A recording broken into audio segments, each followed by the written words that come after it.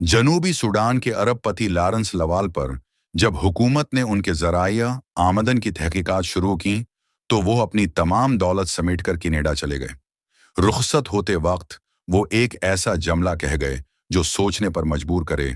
جب میں جوبا کے فٹ پاتھ پر سوتا تھا، بارش میں بھیگتا تھا، بھوکا پیاسا دن گزارتا تھا، کچرے سے روٹی کے ٹکڑے نکال کر کھاتا تھا، اس وقت کسی حکومت کو میرے سورس آف غربت میں دلچسپی کیوں نہ ہوئی؟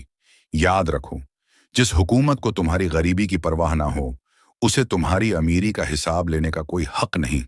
یہ جملہ صرف ایک شخص کا نہیں، یہ ان کروڑوں بے بس انسانوں کی خاموش فریاد ہے جنہیں غریبی میں نظر انداز کیا گیا اور خوشحالی میں کٹہرے میں کھڑا کر دیا جاتا ہے۔